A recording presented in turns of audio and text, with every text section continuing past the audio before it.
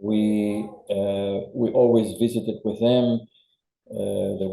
Felicia took women's retreats and trips into a midrasha to meet with women from a midrasha. I mean, it was a very, very wonderful relationship that created not just with Felicia and Marcelo and myself, very, very deep relationships with our friends there, but also members of our community. Many of you who are here hosted members of a midrasha in your home or were hosted by them. And so it was really an amazing opportunity for many of us to know Israelis directly and to know about their lives and their struggles and their questions, many similar to questions and issues that we are dealing with here, some of them different, and for them also to know Jews living in America. And so we draw on that, on those bonds and that relationship and that friendship. When this tragedy started on October 7th, immediately we thought we reached out to them, to our friends, as we reach out to family also living there to see how they're dealing with these difficult moments. And we thought it would be very good for us as a community to hear from them what they're going through. I mean, it's their lives, they live there, they have children and work and so on and so forth. And so we'd like to invite them to share with us. At the same time, we know that people have questions or comments. This is not a political conversation. So this is not necessarily about ceasefire or no ceasefire, going into Gaza, not going into Gaza. This is not this type of conversation. But if you have questions for them, we'd love to invite you to put them in the chat. And then we will ask them to address some of those questions. So we begin, so we have Sarah and Moti and Chen. Just a warning, Chen just let us know that Chen is in Tel Aviv, Moti is in Givat Chaim, in a kibbutz in the sort of in the middle between Tel Aviv and Haifa, and Sarah is in Yafo. And there was just an alarm that sounded in Rishon LeZion. They can just let us know, and so they may have to run at some moment into the safe room, you know. So just be aware that that's what life is like these days in Israel. So who wants to begin, Moti, Sarah, or Chen? So I just want to say, just reiterate that Sarah said before the meeting started that it's even hard to know where to begin, that you know, they've been living through so much in the last 2.5 weeks. It's kind of, I think if we're having hard words to speak to what's been going on, imagine what it means to live through it. That's your existence. And it might be easier if people had questions to put them in the chat to respond to rather than only speaking. So right now we don't have any questions in the chat. So maybe it would just be helpful to just say a little bit about where you've been the last 2 weeks and where your family is, just to locate. I mean, Rolly just said where you each are, and just to kind of narrate a little bit about how you spent the last 2 weeks, just to begin it, and then we can go from there. Someone also put, what do you want from us at this time?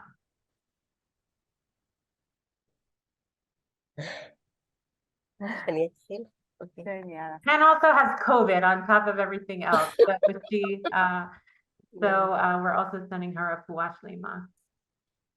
I just want to say that looking back, it looks like years ago, in the morning of Simchat Torah, where we heard that the news, and it sounds, any, and I'm happy to send them to you. Wait a and second. it sounds like We I hear don't know. something. It doesn't sound real, but all a big part of my family, 30 people, old people and young people and children, are living in Kibbutz Be'eri, which is one of the kibbutzim who was hurt the most. And we were just, you know, with them, WhatsApping to know what's going on. And they couldn't speak to us because it was dangerous that they will be heard. So this is how I started this journey with my, you know, loved ones hiding in the attic, trying not to be cut by terrorists in their safe zone, which I couldn't even imagine. And it takes me, you know, 2.5 weeks later to get, you know, to put this puzzle together, because you don't want to believe it. You just don't want to believe it. So I start this journey there, and luckily enough, my children are not in the army. They did not call to the army, so I don't have to also be worried about them. But I'm worried about my congregants, my friends, sons and daughters that have been taken to the army, and the sirens that you cannot know every night if you can go to sleep or you have to run. And so it's very, very chaotic. And we are, so I'll start just with this. There's so much to say. So this is where I am. And do you want to say just a little bit about where your family is now, just so people understand? My family, which are from Kibbutz Be'eri, they are all been moved to a hotel in the Dead Sea in Yam HaMelech. It's like Machane Plitim, I don't know how to say, refugees camp in a hotel. It's not a place for people to be when they are running away, but it's the safest place because they're not bombing there. They have nowhere to go because the kibbutz was burned and damaged, and they don't know anything about the future. How will it be? Will they go back there? If they go back there, how 108 people of this kibbutz were murdered, and some more that we don't know because they are not recognized yet. So we are running from funerals to Shiva call almost every day. Yeah.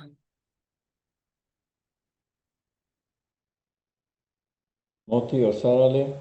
Thank you, Chen. We'll get back to you.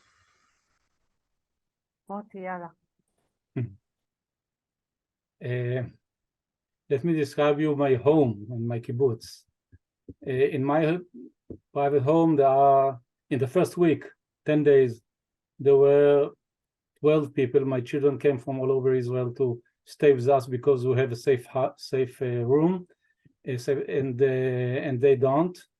So till this very moment, we have, as you see, the mizron behind me. How do you say mizron in English? I forgot. The mattress. The mattress behind me. So all my house is full with mattresses, and we feed 10 people and so on. My youngest son was called to the army. He's in the north. My son-in-law is also called to the army, and he's doing some, I don't know, secret works. I don't know what. In my kibbutz, that has something like 1,000 people live in this kibbutz, 1,000, something like that. We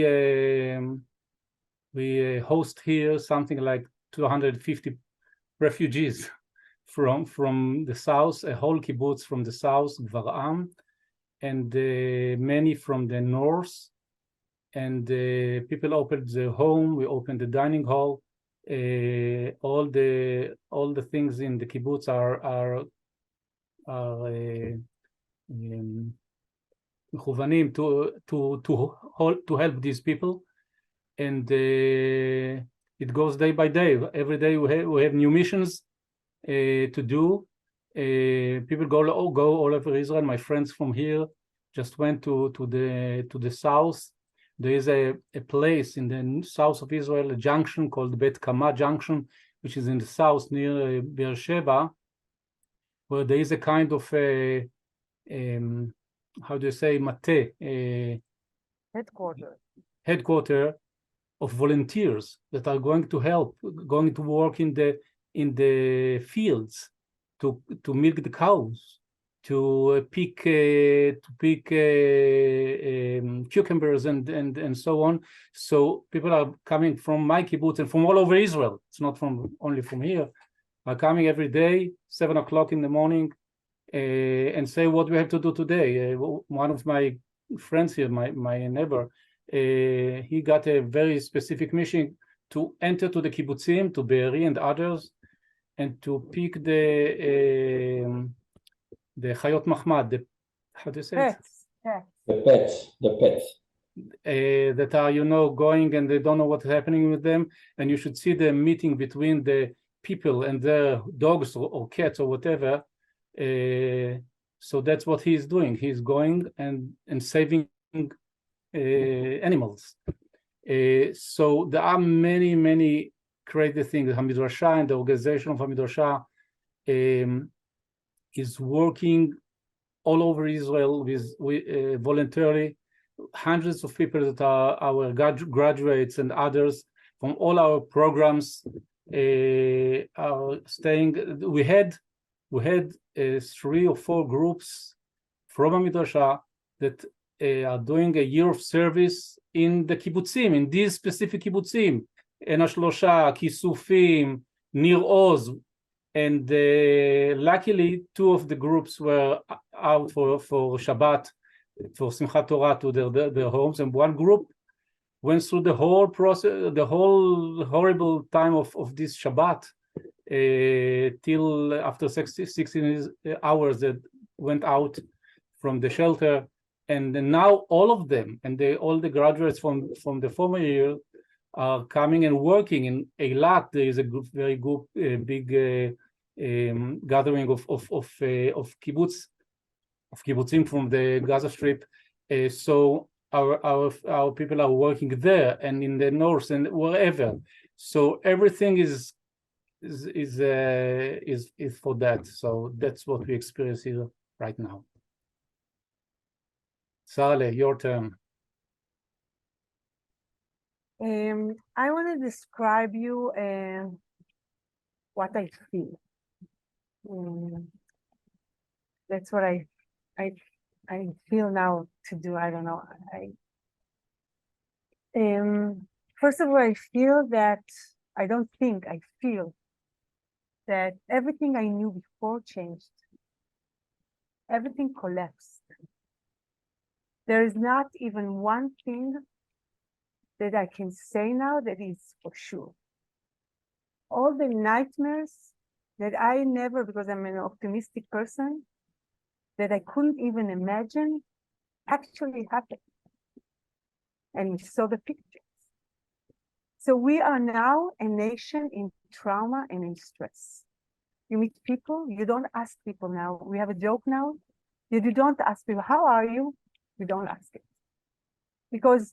And we have even ideas that if you ask somebody, how are you? In a minute, we go back to, how are we? Bad. So it's better not to ask people. So what we ask is what Toroli asked us and Felicia. Where is your family? That's what you ask, because you want to make sure that the person you talk with to know exactly where he is or what happened to her. Does she have somebody who she lost now, and I'm going to sleep every night with 2 young men that I have in my mind that in this case are close to me, and each one of us has his own, that I'm terrified. They are both, one in the south, one in the north. And every night I'm going to sleep and I'm shaking when I'm waking up in the morning, not willing even to open the cell phone and to read if it's actually happened. Are they entering there? Is there somebody was killed in the night? I have a friend that has 3 boys there and a friend that has 4 boys. I don't know if you can even imagine what it is, or even just to think about. So I'm going tomorrow to the north just to be with them, just to support the fact that terrifying feeling of having 3 sons there. And the feeling is, for me, I'm not so afraid from the sirens. Personally, I'm not afraid from them. I'm not terrified. I'm not thinking about, but I stopped to think about the future. I'm not even, I don't know, I lost any signs that I had in my life to say, okay, how I imagine everything, my work, my nation, my country, my family. So in that reality that everything collapsed and nobody's for sure, the only thing I'm trying to do, we are not planning anything. When we want to do meetings, we do it one day after another because you never know what will happen. And maybe the most difficult feeling is that we have to take care of ourselves, because reality showed that we have to make sure that we have everything to protect ourselves if the nightmare will happen, because nightmare can happen. It happens.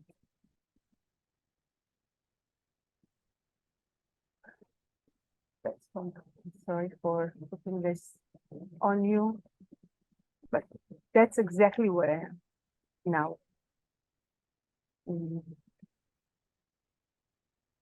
I want to ask you a question, the 3 of you, to tell us about your children. I mean, you all have adult children and young adult children. What are they experiencing or thinking? Is it different than what you're thinking? Where are they in all of this? Mm-hmm. Maybe I'll start and then we'll go back. My son, he's very active politically, so he's volunteering now they build like a center in the Tel Aviv, in the street near the government's offices for the kidnapped families. They build like a center, and people are coming there. And every day now, there are more people are coming to protest and to be there. So he wrote to me yesterday and said, Mom, we are going to build a better country out there. It's going to be a better country. We'll make it better.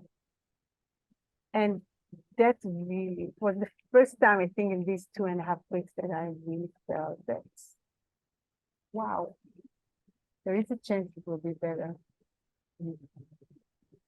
So that was a moment. The other 3 is girls. They are between 8 and 20, the beginning of 30. They are afraid. They came to be with us because their houses are not, they don't have secure places to hide when the bomb, because many of the houses that the young people live in Tel Aviv are old ones. So they don't have any shelters near them or something like that. So 2 of them are living with us now in our small apartment in Jaffa. But everything in their life changed. They hardly can go to work. One of them was fired now, and they are moving between volunteering and being terrified and paralyzed completely. And another thing that is completely crazy, that they are connected all the time to the news, like in obsessive way, in my eyes, to the news every moment. And many of them, like 3 of them, has on their cell phone, we have in our cell phones a sign of noise to know. I don't have it because I didn't want it, but they have it to make sure that when there is a siren, they know it already and can prepare themselves. So they, in a way, on the edge, the 3 girls. And my mother, which you didn't ask about, she's 90 years old. She lives here. She's a Holocaust survivor, and she's devastated. Right? She thought it will never happen again. Maybe.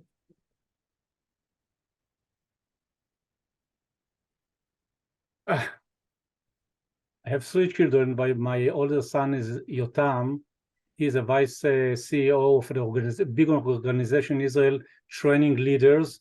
And now all the graduates from all the alumni from this institution called Ma'oz are all over Israel in many roles, and he is in charge of helping them to do their work. So we spent 3 days last week being with the center where people are located to try to find people that are ne'edarim. How do you say that? Who are disappeared, who are not So there is a whole missing people. Yeah. So one of the graduates of his institution is now leading it voluntarily, because the state and the government doesn't function. So that's the nice side of it, that Israel is now, and the feeling, and it's real. People feel that there are citizens, there are people that are committed, they are volunteering night and day, and you see it all over. So this is something to be, to get a little bit of encouragement from that. So my oldest son is located in the center of organizations. That's what they do right now.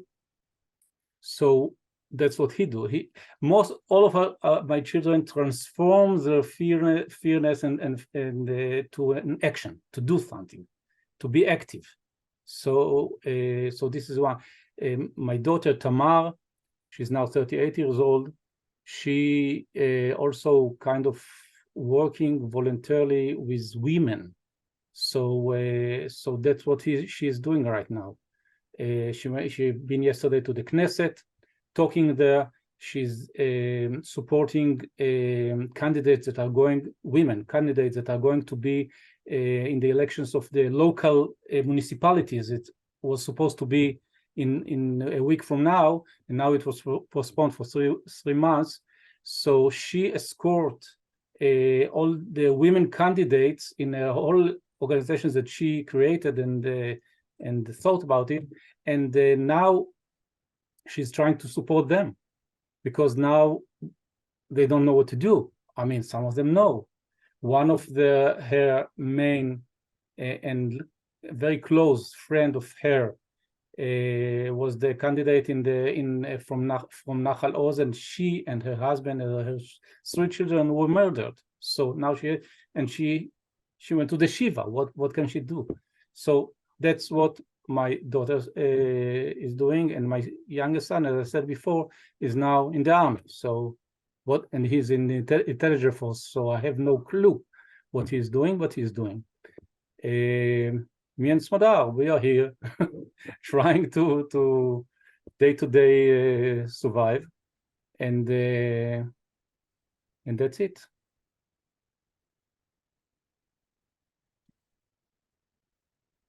So in my house, in my apartment now, I have my youngest son who was working until last week. Then they told him they cannot have him because he's working in a restaurant, and they cannot, the people are not going to restaurants, so they cannot pay him, so he's home.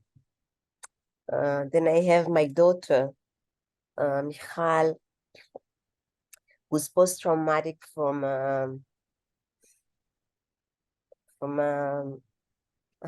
bombing. And how do you say pigua in English? It's Um, Like a terror attack in Tel like from Aviv. a terror attack here actually not far from here, a few years ago, and she came to live with us because she's so afraid. And she just came home before because she's not hanging out when it comes and become dark.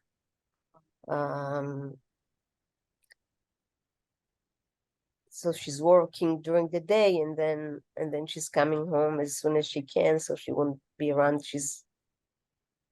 Yeah. And my oldest son, Shai, which some of you know, it's very interesting. He's a musician and he's an artist. And he and his friends decided that they have to do something that the media would have nice things and not only horror, we say, because there's so much horror and you can get crazy. I'm not watching any news or Facebook or whatever because I cannot sleep. And the things are real. It's not like, horror movies. It's real. So what they do, they are recording music, like bands of their friends. They're recording music every day and they putting it on YouTube and other channels, sending it to their friends who are in the army, or just putting it so people can hear music and not only all these toxic things that are reality, but you don't have to use it so much because we cannot contain it. As Sarah said, my father-in-law is also a Holocaust survivor who started his life as a refugee. He's 88 and he's a refugee again. So all this thing is. I want to add something. Rani, did you finish? בא לי לחבק אותך עכשיו. You want Sorry, to come and hug her. Yeah, I just want to come and hug her through the. She has COVID, you can't hug her. I'll go and hug her tomorrow. I just want to say that in this, one of the things that happens that when it comes this emergency and the war zone and wartime, at the first time you move between being paralyzed completely, doesn't know what to do, to overaction. Because one of the things you want to feel that you have the meaning in the world, that the fact you are here, you can be something, add to something, do something, because it's unbearable. So I want to say something that gives me a lot of power, of strength. And this is the work I'm doing now with communities around Israel through the Varda Institute that we established 2 years ago. And so now we try to help people all around Israel how to organize themselves in community frameworks to be able to overcome this fear. So it can start from communities that were evacuated completely as communities. But I don't know if you know, but in the hotels now, we call the hotels that I don't know if you understand that more than 120,000 people were evacuated just from the north. And all the state of Israel is now squeezing itself from the south and from the north. And people are talking that there are no more place to be in this squeezed place. And what is happening in part of the hotels that when it's strong communities like the kibbutzim that were evacuated, it's one thing. But when people came from many of these towns in the north, in the south, that many of them were what we call development towns many years ago, and they are not having very strong populations. When they are evacuated without any system, communal system, so you can go into these hotels about these groups of refugees that we were talking about and see the huge difference. So as we say in crisis, that crisis doesn't bring new things. It has what you had before, you have now, but just more extreme. So if you had gaps between the kibbutzim, these organized, strong communities that were hurt so badly but they are strong in their community system. And about these development towns, that many of them has no communal organization, and you see just people that are completely alone with themselves and can find themselves even fighting about things and not organizing. And there is a huge need now for communities to, and for people to organize themselves in this setting. And yesterday, I'll just tell you one tiny story about that. Yesterday night, we opened we did a Zoom for the open public. 250 people signed up. It was an amazing number just for the need. And when I did this Zoom and I tried to we created the 10 commandments for community in war. We will translate it in English and I can send it to you. And when I talked about it, as we learned in BJ and as we did in Israel, but I really can say that I learned it in BJ. So I offered the people at the end, and I'm not a rabbi, as you know, I'm not training. So I offered at the end that we'll take 2 minutes for something that will give hope. And I put a song that maybe I can send you later about, with the melody that we sing in Israel, about if we are together and we trust ourselves in the spirit, we will win. And when I put it, 120 people in the stage, there was silent crying with this prayer that gave a lot of hope of what we can do. We will just be together and create ourselves. So we have to do very little to feel very good, I think, in this reality. That's the other part of it, because everything is so dark. So even when you lit a tiny candle, a light, it has a huge effect, right, when it's dark. So that's the other side of the strength that I feel here, and the work and the meaning that you can give yourself and the surrounding that can help in creating a better society. I want to add something about it. I'm going almost every day to the center where the families of the kidnapped children are sitting, and on Saturday night, I went there with my rabbi friend, and they were singing. You know, Israelis are the spiritual work is by singing Hebrew songs, and people were singing together. And we stood there, we came prepared, but we stood there and I told her, we need to do something else. We need to transform this togetherness into a prayer, which Israelis not always know how to do. Because prayer, if you are not religious, it's like something frightening. And especially these days with this government, and people don't want to do anything with Jewish life, because they say, if this is Jewish life, we don't want to be a part of it. So we were doing Havdalah, and we were not sure it's going to work, because it started by people singing and singing and singing, not with us, with other people. And then we came in and we put the candle and the spices and the wine, and it felt like suddenly the atmospheres changed. It's like people need something to hold into, something to say. And I invited people to say prayers. What are they looking for? What do they want, even if it doesn't look, that it could happen? But this is what prayer is for. We're not praying for something that we have. So I feel like each and every one of us have to be in the place we are and to bring what we have. And it's and once we do it, it's authentic. So things are happening.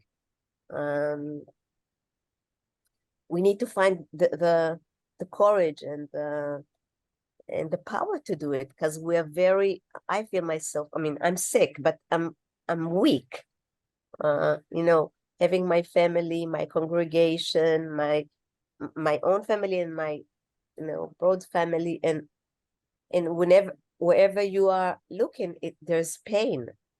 There's so much pain and so much feeling of despair and fear.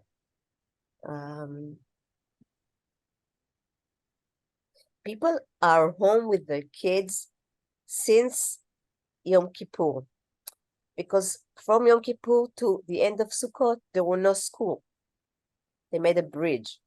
So just imagine people with young kids at home. They have to work if they can, I don't know, for a month already. And you see the young families, they are just falling apart. So somebody have to come and take the children. So we're doing more activities for kids, but then the parents are afraid to drive them because maybe they're going to be a siren outside. And you have to stand there and to say, you cannot convince them to come because it's a big responsibility. But in the other hand, I know that it's something that can help them. And then I ask, do I have the power to do it? So it's all, the personal and the general, they're all coming together, and there's a loss of emun, of Trust. Trust. of trust in our government.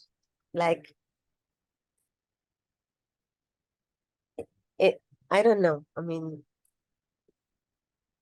they're not functioning.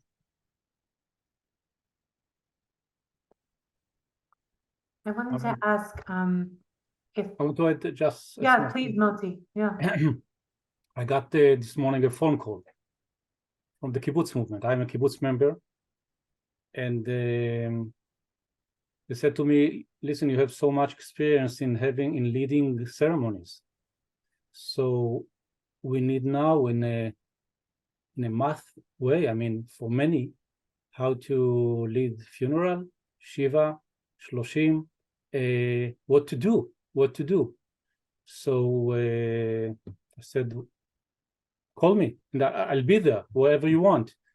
Many of our people that are coming from different Jewish backgrounds, from the Reform movement, from the Rabbanut, Tochnit Rabbanut, that is from Midrasha and Hartman, and others are going and doing what they can do, because I agree with Chen, the need is there, and with Sarah, the need of the sense of community, and somebody that can say or lead a song together, to pray, although most of the people don't call it pray, but if they sing, and this is the most popular thing, Israeli song now in Israel, is Lo Yehi. Lo Yehi is a song written by Naomi Shemer in the Yom Kippur War. We had a gathering here in our kibbutz of all the women that the husbands are in the reserve now, were called to the army, from the kibbutz and from the kibbutz that we are hosting, and from all the others. So we have many women here. They had babysitter for the children. I mean, we send all the youth from the kibbutz to be in to keep the children, and they came to one place, and they were talking and singing, and at the end they were singing Lo Yehi, and it was just to cry. What can you do? So I agree. I feel that this is our commitment to do what we can do. My children are working,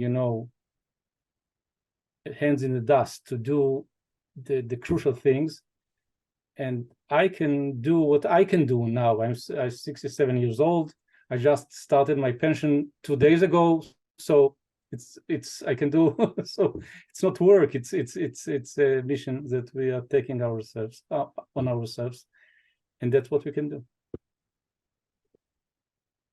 Michal, you wanted to ask something? Yeah, I mean, you spoke, Sarla, about you can't think, you only can feel right now. And some of the emotions that you described are fear and despair and lack of trust.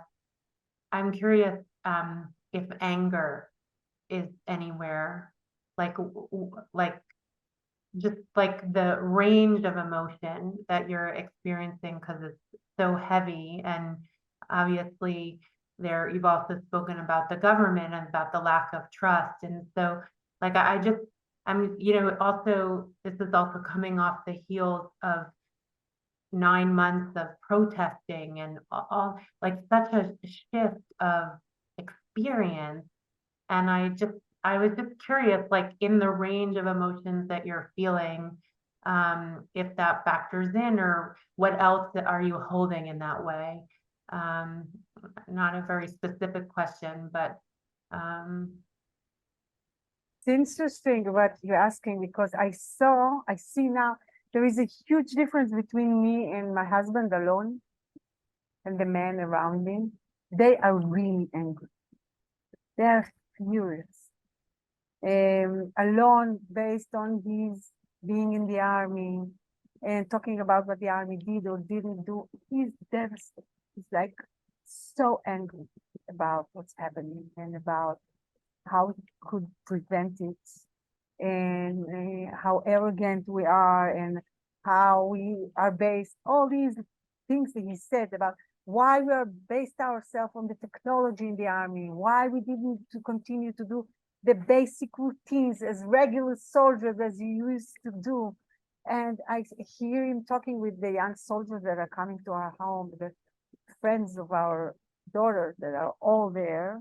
These are the ages, and asking them, aren't you do this? Aren't you do this? And the frustration, that the feeling that it's not from heaven. It's like something we could, if we would function differently, maybe we could prevent it. So the anger is horrible. That's one thing that I feel, that I see around me. And another thing that I see around me, I can talk about myself. I don't have a feeling of revenge at all. And I have to say that when I see even the legitimate to talk about revenge and all the words that are using in the newspaper or in the mass media from our leaders about we will win, we will hit them, I think that this legitimate of this kind of talking it shivers me. I don't know. I don't want us to lose our Selem Adam. I don't know. I don't want us to lose image of God. Yeah, I don't want humanity. us to lose, I don't want us to lose who we are and as people, and as I told you, that crisis don't, if you were this, you want to be more from that. And if you were, so it maybe strengthen who you are from the beginning. I don't know if it will move people from one side to another. And I'm not so Felicia, if I have a chance, I wanted to ask something you. I don't know if it's okay. I just want to say one thing about anger before that. I feel a lot of anger, but not to Hamas. I mean, I feel anger for the government and for the way things are. You know, that people from the government did not come to visit the people who were evacuated from the kibbutzim for a long time. And when they did, people just pushed them away. They didn't want to talk to them. They didn't want to see them.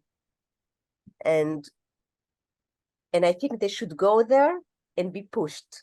This is what they have to do. And I have a lot of anger about this. And I heard my mother-in-law saying, I want my friends back. Don't talk to me about compensation, money, building my kibbutz again. I want my friends back.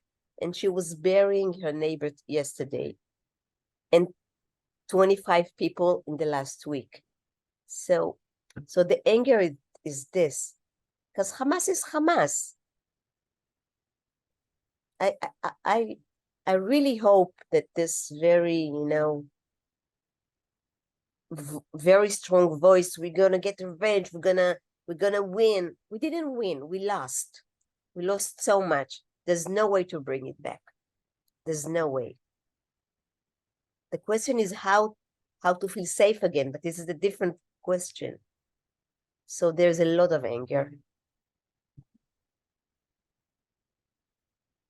Before we end, just put the question that was asked a couple of times. People want to support the group the work that is done by the volunteers that you referred to.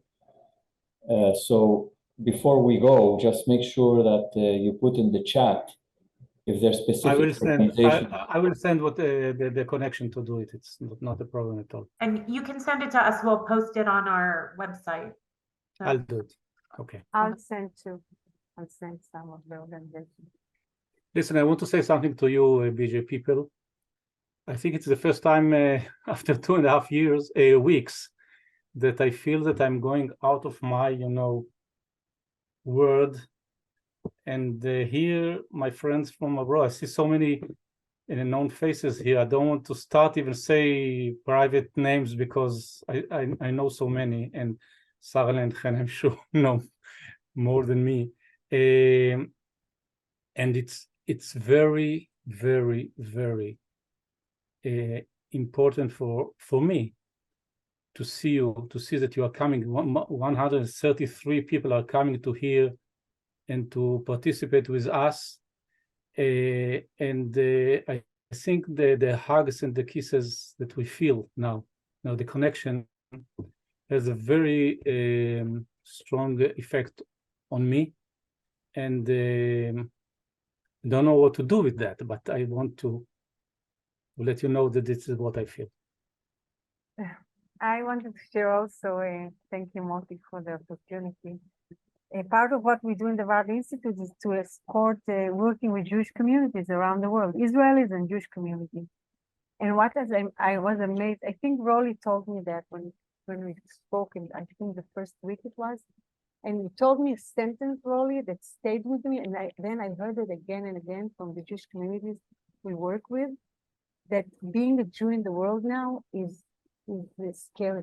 It's like and it's really shaped me. And today I heard, we spoke with another Jewish community, and they said it to us that people are afraid to gather in small numbers, in large numbers of Jews in one place.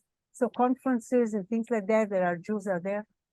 And I was thinking how much our destiny and our situation is connected. And if we want to choose it or we don't want to choose it, it's there. And so we better use it as a platform to strengthen the fact that we are so connected to each other. And one of the things that I felt so privileged that we were asked from Israel, can you imagine, to talk with Jewish communities and to help them to strengthen themselves as communities based on the knowledge we have here.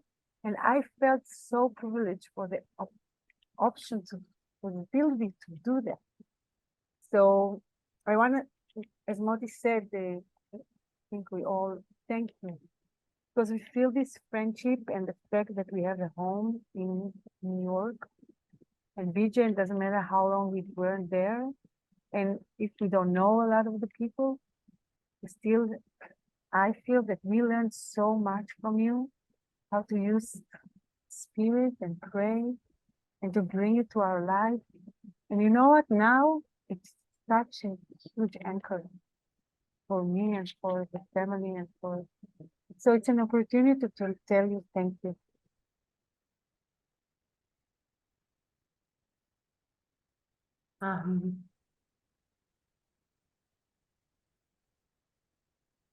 I think we want to thank you for taking the time. We know that life is super hard, and even just asking you to come on is an effort. You have to have the koach to even talk about it. And as I look through the screen of who's here, many people have known you for many years, and some are newer faces. But one of the reasons I think BJ feels so deeply connected to Israel is very much because of all of you. When we imagine Israel, it's you. When we imagine kibbutzim, it's your kibbutzim. When we imagine the songs, Israeli songs, it's the songs that you've taught us or you've sung with us. We've sung, and I was supposed to see you this week. I was supposed to travel, and so many of us were supposed to be together this week. And so I just want to say, if you weren't following the chat, how much love has come through the chat, but I think it can't even encompass in any way the amount of love that we all feel for you and the extended community of Hamidrasha and members of Nigun Halev and all your various people and your family over the years. And it is true that something deeply special has been built that I think makes our heartbeat very much with yours in this, particularly in this moment. And a couple of people said it would be wonderful to connect again. So hopefully, we're obviously in touch with you, but there might be another opportunity moving forward, and we'll certainly put the places to donate, particularly for the refugees, on our website. And we're sending you a lot of love and chizuk and strength. And you are very much in our prayers every day, and praying that there will be a time when the future will be a little more clear, with a little more sunshine, and that no matter what, I think we all know that we'll be in it together. So we're sending you so much love. Thank you so much for being here. Thank you. Thank you all. And Toda Rabba for Thank inviting you us. everyone for Okay. coming. Thank you. Toda Rabba. Bye.